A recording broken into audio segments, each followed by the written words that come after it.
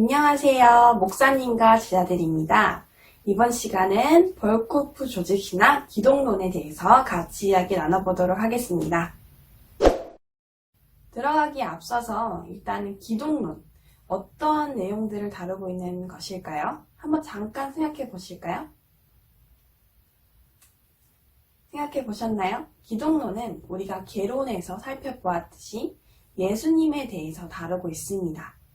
그리스도인이라면 예수님에 대해서 예수님이 내 죄를 사하여 주셨고 예수님 때문에 나는 살았다. 이것에 대해서 잘 알고 계신데요.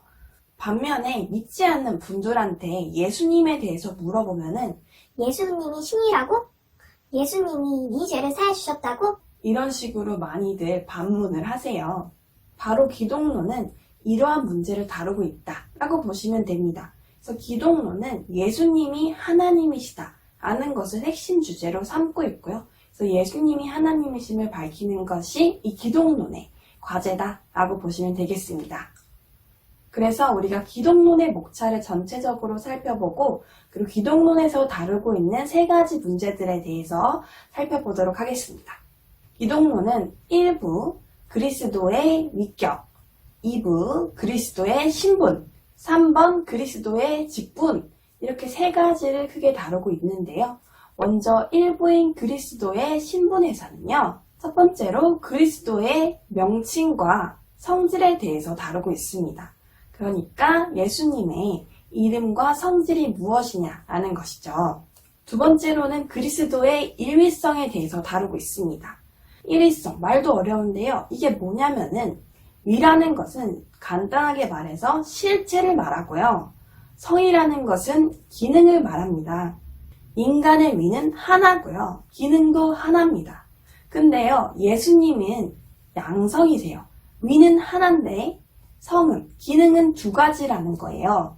즉, 인성과 신성입니다. 왜 예수님이 양성일까요? 예수님이 양성이어야 되는 이유는 첫 번째로 예수님은 신이십니다. 그리고 두 번째로 예수님이 내 죄를 사해 주시기 위해서는 사람이셔야 돼요. 그렇기 때문에 양성이 꼭 필요할 수밖에 없습니다. 그래서 예수님의 위격을 일위성의 신비다라고 표현을 해놨는데요. 이 신비다라는 것이 무슨 뜻이냐면 이 예수님의 위격에 관련해서 451년도에 칼케톤 회의를 통해서 하나님의 위격을 이렇게 정의해 놓았습니다. 하나님은 분리되거나 분할되거나 변화되거나 혼합되지 않는다 라고 표현을 해놨어요. 자, 이게 도대체 무슨 뜻일까요? 이해하기가 참 어렵죠. 분리되거나 분할되거나 변화되거나 혼합되지 않는다. 그렇기 때문에 이것을 일위성의 신비라고 못 박아 놓은 겁니다. 그래서 현재까지 이 삼위일체와 이 위격에 관련해서 굉장히 지금까지 난제로 남아있는 것을 볼 수가 있습니다. 이것이 바로 첫 번째 그리스도의 위격입니다. 제2부는 그리스도의 신분입니다. 예수님의 신분은요, 두 가지입니다. 낮아지심, 비하신 분과 높아지심, 승기신 분이에요. 첫 번째로 성육신, 성령으로 잉태되셨고요. 그리고 마리아의 몸에서 탄생하셨고요. 그리고 33년 동안 고난 당하셨고요. 그리고 십자가에 죽으셨습니다. 하나 더 있어요. 그리고 무덤 속에 장사되셨어요. 두 번째로 이제 승기신분을 보겠습니다. 승기신분 첫 번째는 이제 부활하셨고, 그리고 승천하셨고, 우보좌에 앉으셨고, 재림하실 겁니다. 이게 바로 예수님의 승기신분입니다. 예수님의 신분에 대해서는 사도들의 고백인 사도신경을 통해서도 확인할 수가 있어요. 마지막 3부는 그리스도의 직분에 대해서 다루고 있습니다. 예수님의 직분은 크게 세 가지입니다. 제사직, 왕직, 선지직입니다. 이 세 가지에 대한 성경 구절은 옆에다가 써놓도록 하겠습니다. 여기까지가 기독론의 목차를 살펴본 것이고 이제 기독론에서 다루고 있는 세 가지 문제점들 한번 살펴보도록 하겠습니다. 기독론의 연구과제는 예수님은 하나님이시다 라는 것이었죠. 첫 번째 문제는 인간 구원의 조건입니다. 우리가 인간론에서 아주 잠깐 살펴봤는데요. 내 죄를 사함받기 위해서는 죄가 없는 누군가가 내 죄를 대신 가져가야 된다라고 말씀을 드렸어요. 그래서 예수님은 의인으로서 내 죄를 사해 주셔야 된다는 것이에요. 이 문제에 대해서 살펴볼 거고요. 두 번째 문제는 예수님이 내 죄를 가져가 주셨는데 그 증거가 무엇이냐라는 것입니다.